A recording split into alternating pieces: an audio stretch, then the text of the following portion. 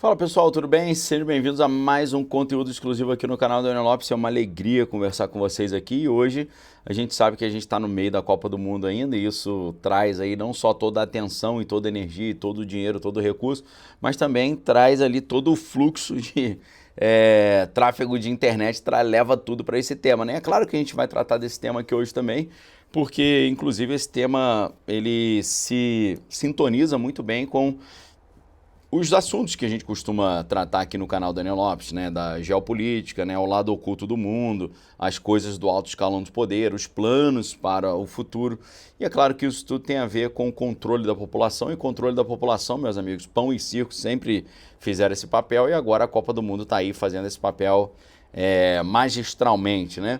E nessa conversa de hoje eu gostaria de bater um papo com vocês aqui sobre uma das figuras mais icônicas do futebol mundial, que é o Lionel Messi. Lembrando que a Argentina ainda está no páreo, né? A França ainda está no páreo, México ainda está no páreo e Portugal também ainda está no páreo. Amanhã vai ter jogo de Portugal e amanhã a gente vai trazer mais uma reflexão importante e específica sobre isso.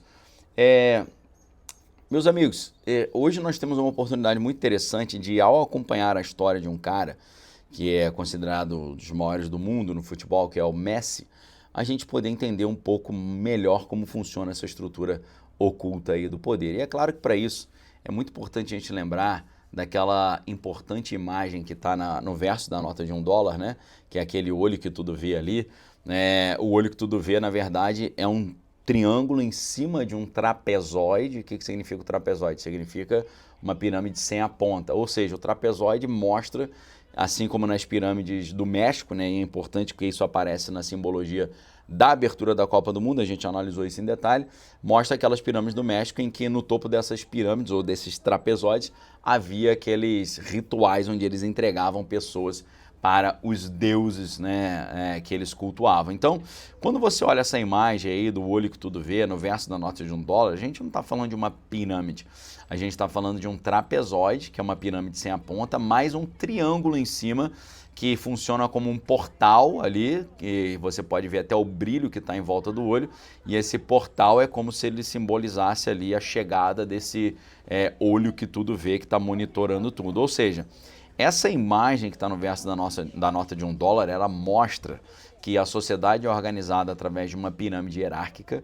ela mostra que a sociedade ela funciona por meio de sacrifícios, porque é no topo dessa pirâmide que os sacrifícios são feitos, e ela mostra também que acima dessa pirâmide de estrutura hierárquica de poder, nós temos ali um sistema que governa, e esse sistema que governa, ele monitora tudo, né? Ele está ali espionando tudo e garantindo que tudo vai acontecer conforme o seu plano, né, para que não haja uma rebelião das massas, as massas não se rebelem contra o sistema e a hierarquia se perpetue, né? Mas aí o que é mais estranho é a gente ver que essa simbologia ocultista ali, bem estranha, bem sinistra, ela é extremamente comum dentro de tudo aquilo que a gente vê nas celebridades ou naqueles que são usados ali como os propagandistas desse sistema. A gente vê, por exemplo, essa tatuagem aí do Messi, né, com o olho que tudo vê. Por que será que o Messi escolheu colocar essa tatuagem no seu braço? Será que isso não remeteria ao fato de que ele está exatamente trabalhando para esse mesmo sistema, que ele está aliançado a esse sistema? E é assim que a gente começa a entender um pouco da história desse importante personagem do futebol global, né? Então imagina ali um garoto lá de Rosário, na Argentina, nascido em 1987, um cara que tinha um sonho ali, cresceu nas ruas com o sonho de jogar futebol, só que ele tinha um problema, ele era muito pequeno, ele era muito frágil, isso tudo porque ele tinha um verdadeiro distúrbio hormonal. Ele tinha um problema, né, com o hormônio do crescimento, e esse problema ali tinha um grande perigo de roubar a sua chance de ser uma estrela do futebol. Mas, de repente, o destino intervém e ele vai para a Europa, ele é convidado por um clube europeu, pelo Barcelona, né, curiosamente aos 13 anos de idade, e ele chega lá como alguém que tem um talento, mas que tem hormônios em desequilíbrio. A teoria antiga diz que ele fez um pacto, não um pacto com o time Barcelona, mas talvez com forças maiores, né? Então, quando a gente olha essa simbologia do olho que tudo vê, quando a gente olha os outros símbolos que ele usa, isso aí traz um pouquinho ali de traz ali um pouquinho de elementos para a gente começar a olhar isso tudo e começar a achar ainda mais estranho essa história toda, tá? É claro que quando você lembra dos estádios, né? Quando você lembra do pão e circo, você lembra que tudo ali é um verdadeiro ritual, o estádio é verdadeiramente um templo, as multidões ali em transe, levando energia psíquica para esses rituais, os jogadores fazendo sinais maçônicos, né? Messi, Cristiano Ronaldo, todos eles ali fazendo os mesmos símbolos, os mesmos sinais. E aí a gente vai vendo que tem coisa a mais aí. Nos lembra até aquela história da Bíblia, quando Satanás, que é o verdadeiro caça-talentos, né? Que ele diz ele oferece para Jesus aquela oportunidade de trabalhar direto com ele, né?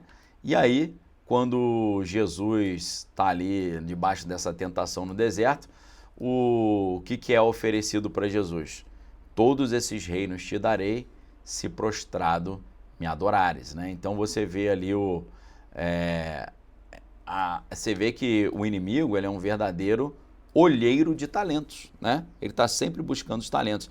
E nessa busca por talentos, ele sempre deixa a sua marca, né? Ele sempre deixa ali o seu sinal de pertencimento, mostrando os sinais dessa aliança oculta, né? Quando a gente vê a publicidade, por exemplo, essa publicidade aí que o Messi fez, né? Tampando o olho, deixando exposto um único olho, também mostra que tem algo estranho aí nessa história, porque é um símbolo que é extremamente comum dentro desse universo aí das celebridades, né? Por isso a gente tem que ficar sempre de olho, porque essa simbologia ela é comum demais, né? Ela é extremamente recorrente e isso nos traz aí nos traz elementos para a gente começar a ficar de olho, né? Então, a ideia é de que durante a Copa do Mundo do Catar, que a Argentina vence, a gente não teve apenas ali uma vitória argentina. Na verdade, nós tivemos ali uma consagração, né? Uma unção, um chancelamento desse vínculo, né? Quando a gente olha ali o Messi levantando a taça ali com essas vestes escuras, né? O que será que isso simboliza, né? O troféu da FIFA tem 18 quilates de ouro, 18 é um número muito importante dentro do ocultismo. Se você pega o número 666, né? 3 vezes 6 dá quanto? Dá 18, né? Então 18 quilates, seria isso tudo coincidência? Então quando ele ergue a taça em 2022 lá no Catar, na verdade ele está ali completando o topo da pirâmide, né? A pirâmide da nota de $1 finalmente se fecha, né? E significa que o olho aprova o Messi ali, ele se torna o rosto visível dessa ordem nova no esporte mais popular do planeta, né? Tem até uma lenda que circula de que fontes anônimas ali dentro da Conmebol alegam que antes da final da Copa do Mundo lá do Catar, o Messi inclusive recebeu uma bênção privada num quarto de hotel em Doha, lá no Catar, né? Ninguém sabe quem estava lá, mas essa tatuagem que aparece ali na foto que eu mostrei para vocês, né? Mostrando o olho que tudo vê, é um sinal de que existe sim algum tipo de vínculo, né? Porque ninguém coloca um símbolo desse no corpo aleatoriamente, né? Tem alguma coisa aí por trás, tá? Agora, quando a gente olha uma outra foto, que é uma foto muito famosa aí do Messi agachado num gramado, ele mostra ali uma estranhíssima marca na perna também, tá? E essa marca na perna, a gente vai dar uma analisada aqui em profundidade, tá? De uma tatuagem que ele tem. Ele tá ali agachado, né? Mão direita apoiada na perna, um quadrado se destacando na região da canela. Meio estranho, a textura da pele é diferente. parece que tem ali um ressalto, parece que tem uma protuberância, né? E ao lado ali, a bola de futebol, né? Uma tatuagem visível no tornozelo esquerdo ali com um texto específico. Então, muita gente lembra que em 2013 ele teve ali uma lesão que nunca foi revelada publicamente. Em vez de uma cirurgia convencional, as lendas urbanas dizem que ele foi levado a uma instalação clandestina lá na Suíça, que a gente sabe que a Suíça é uma terra dos banqueiros e das elites, e lá ele recebeu ali um enxerto experimental, uma espécie de prótese, né? E a gente vê que desde 2015 ele mudou. É como se ele fosse uma versão aprimorada dele mesmo, né? E a gente olha ali as próprias estatísticas absurdas depois dos 30 anos de idade. O que acontece com o Messi? A gente vê o cara com uma velocidade incrível, resistência, visão de jogo que não declina como qualquer outro atleta. Parece que o cara não envelhece, né? Por quê? Porque ele teria recebido esse aporte de algo estranho, né? E a gente vê que ele carregaria aí todos esses símbolos. Deixa eu dar um zoom nessa imagem para vocês, para a gente explorar essa imagem aqui com mais detalhes, para você entender as estranhezas que estão envolvidas aí nessa marca que está na sua perna, que ele mostra aí com tanto gosto, tá bom? Deixa eu mostrar aí para vocês a marca, tá? Essa marca, meus amigos, você vê que tem 2 quadrados em cima, 2 quadrados embaixo e um quadrado no meio. Ou seja, é uma carta que é muito comum no baralho ou no tarô, que é a carta que representa o número 5. Né? Você tem 2 quadrados em cima, 2 quadrados embaixo, um no meio. Lembrando que o desenho, a forma como esse desenho está feito aí, parece que tem algo implantado por baixo da pele, né? Porque a pele está numa certa protuberância, né? É interessante a gente olhar isso. E aí, quando a gente analisa outras imagens, pensando na ideia de carta de baralho ou carta de tarô, a gente vai ver que tem uma carta no tarô que, curiosamente, se assemelha em muito a essa imagem que a gente está vendo aí, que é exatamente a carta do número 5, né, do baralho do tarô, que vai mostrar toda essa simbologia estranha aí que a gente está vendo nessa imagem aí do Messi, né? Então, deixa eu só abrir essa imagem aqui para vocês poderem dar uma olhadinha como é que a gente tem ali uma semelhança muito interessante entre esses elementos. Inclusive, eu já fiz vários vídeos mostrando para vocês que a estrutura do mundo, assim, inclusive das simbologias, né, dos filmes e séries, tem muita relação com o tarô. Nessa imagem aí você está vendo ali as taças, né? E você está vendo também a figura de um homem ali com uma veste escura, né? Então, dentro dessa simbologia aí, a gente vê o arcano 5, né, de copas, né? E na imagem da direita, onde mostra o homem ali com essa capa preta, a gente vê 3 copos derramados, 3 taças derramadas, 2 ainda de pé, uma figura encapuzada ali que lamenta o que perdeu, ignorando o que resta. E a carta é uma carta clássica desse número 5 que representa o arrependimento, a perda e o luto que não foi bem digerido, não foi bem processado. Tá? Agora, por que Messi, um homem que aparentemente tem tudo, estaria ligado a essa carta e a esse conceito, esse arquétipo estranho? A teoria mais sombria, existem muitas teorias, né? Tem até uma teoria louca de que nós sabemos que os caras que fazem essa aliança com as trevas para atingir o sucesso, eles precisam entregar alguma coisa, seja um parente, né? Seja ter alguma relação íntima com a própria mãe ou com algum parente, ou colaborar para o óbito de algum parente. Mas também existe uma teoria loucaça da internet aí que vai dizer que o verdadeiro Messi teria sido trocado ou teria sido eliminado em 2009 ou 2012, tá? E o que voltou seria algo diferente. E esse luto da figura do tarô representa a alma original que ainda vaga, assistindo de fora um impostor vivendo a sua vida, né? Ou seja, o símbolo dessa carta é tipo aceite a perda, não se prenda ao passado, são mensagens, poderiam ser mensagens subliminares dentro dessa lenda urbana para os iniciados ali, né? Tipo assim, não questione o que aconteceu com o menino de Rosário. E em sessões de tarô, por exemplo, feitas por videntes argentinos após a Copa de 2022, a carta 5 de copas, ela frequentemente ela sai ali quando o tema era qual o futuro do Messi. Sai essa carta número 5, sempre acompanhada da carta da torre ou a carta do diabo, que tem a ver com desastre, tem a ver com pactos, né? E aí, o que é muito interessante, e a gente tem mais uma simbologia estranha nesse caso, é a chuteira que foi ali lançada por Messi, que também tem um símbolo extremamente estranho, que eu vou mostrar aqui para vocês agora, tá? Eu vou mostrar uma imagem menos ampliada e depois ela numa forma mais ampliada, tá bom? Tá a imagem aí para vocês, né? Ele divulgando a chuteira. E curiosamente, na parte de trás da chuteira tem ali a imagem de um bode.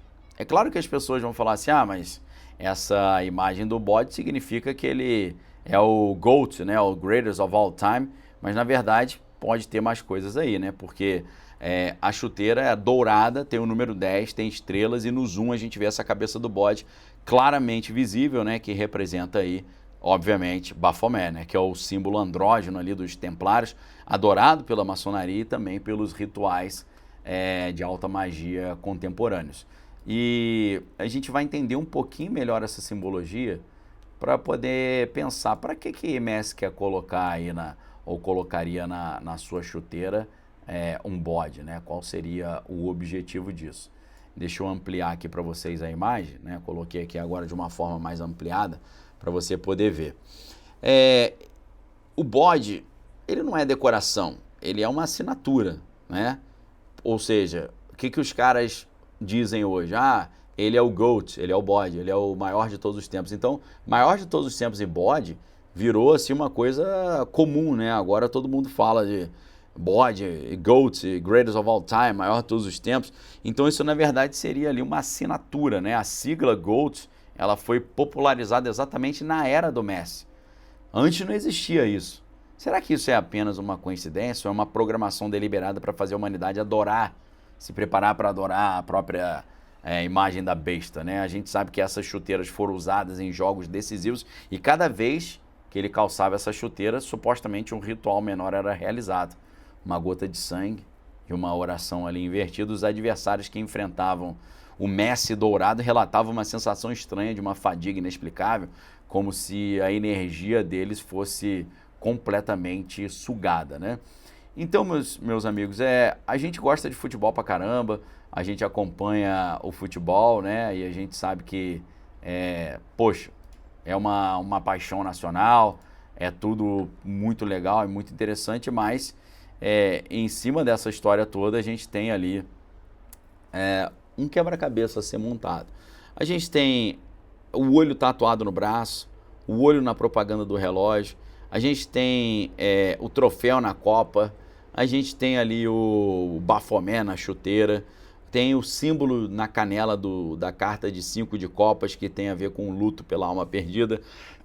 A gente tem essa imagem estranha na perna e essa simbologia ali do único olho. Ou seja, parece que o Messi ele não é apenas um jogador, né? Ele é um avatar moderno de um antigo deus do entretenimento e de controle de massas, né? O papel dele seria manter bilhões de pessoas hipnotizadas pelo futebol enquanto a agenda global avança e cada milagro de Messi seria um ritual de energia coletiva, né? Uma verdadeira egrégora. Existem até relatos de ex-funcionários da AFA que dizem que após jogos importantes, Messi ficava sozinho no vestiário, murmurando em latim, coisas estranhas, coisas incompreensíveis, seria latim ou seria hebraico. Outros falam de envelopes pretos entregues por homens de terno que nunca apareciam nas fotos, né?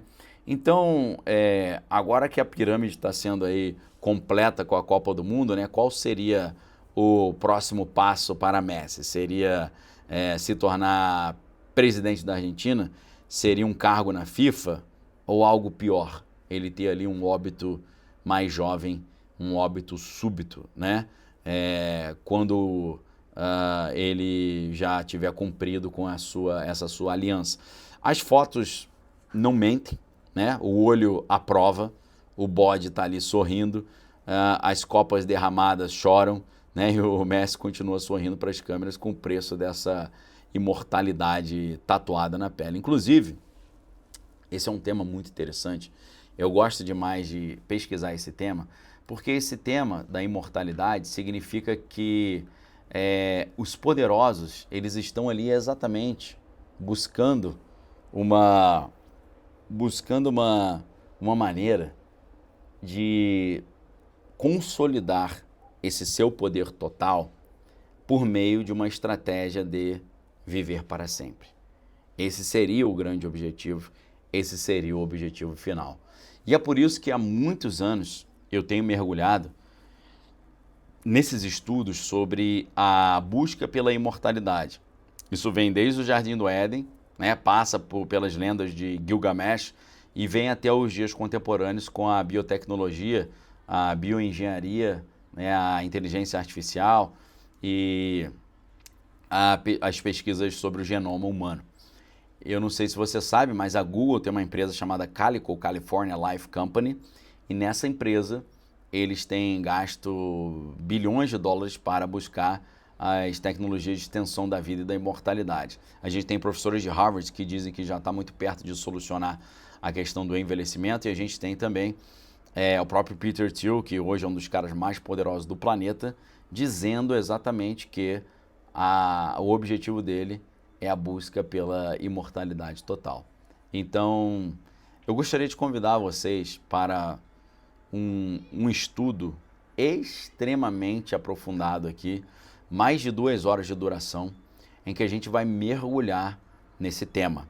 Eu fiz ali uma palestra exatamente sobre as elites e a busca pela imortalidade, mais quase 3 horas de conteúdo, e eu quero te chamar para assistir essa palestra incrível comigo agora. E para você assistir essa palestra e ter acesso a esse conteúdo, fora as lives semanais que a gente faz de segunda a sexta, exclusivas ali com os alunos, eu gostaria de convidar você para vir estudar comigo na Arca. Deixar de ser um mero espectador das minhas aulas e se tornar de verdade um aluno meu que vai ter acesso a esses melhores conteúdos, esses conteúdos mais profundos e mais sensíveis, onde a gente mergulha profundamente nos bastidores do poder e a gente mergulha profundamente nos segredos que não podem ser falados aqui abertamente. Eu gostaria de convidar para a gente ir lá para a Arca agora para fazer esse estudo. Vamos lá?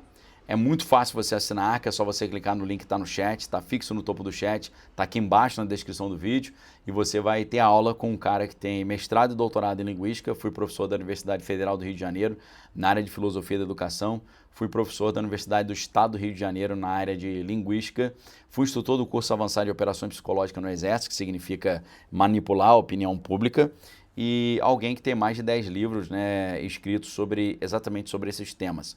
E você está sendo convidado hoje para vir estudar comigo a estranha relação entre a busca dos bilionários pela imortalidade e o advento da inteligência artificial, o fim dos empregos substituídos pela máquina e o que isso tudo tem a ver com os conflitos que a gente está vendo na Venezuela, no território iraniano e essa confusão toda que a gente está vendo no mundo hoje. Eu quero trazer para vocês hoje essa palestra de 2 horas e meia, mergulhando profundamente nesse conteúdo que eu tenho certeza que vai deixar você boquiaberto, mas vai deixar você também com aquela sensação de agora eu entendi, caiu a ficha, agora tudo fez sentido. E quando você entende o que está acontecendo, você tem uma maravilhosa oportunidade de se proteger. É isso que eu te ofereço hoje. E não se esqueça, aqui no canal Dani Lopes, nosso objetivo é reorganizar a rota do Brasil através da reorganização da rota do indivíduo. Se a gente tiver uma multidão de indivíduos que mudaram a sua rota, que conseguiram superar os desafios do corpo, da alma, do espírito e do bolso, tá? Corpo, alma, espírito e bolso. Se você consegue ter saúde mental, saúde física, uma vida espiritual ali sólida, sem medo, sem desespero e com as suas finanças organizadas, você transformou a sua vida, e se a gente tiver um coletivo de pessoas fazendo assim, a gente transforma a nação. Esse é o nosso objetivo. Para isso a gente precisa de conhecimento, né? Porque o povo se perde porque ele falta conhecimento. Oséias 4:6 é o conhecimento é isso que eu trago para vocês como objeto de estudo nesse dia, nessa tarde. E convido vocês para estarem na arca comigo. O link está no chat, está fixo no topo do chat, está aqui embaixo na descrição do vídeo para quem preferir essa opção, tá bom? Forte abraço para vocês, fiquem com Deus, examine todas as coisas, retém que é bom. E a gente está seguindo lá para a arca agora. Um abração, galera. Valeu!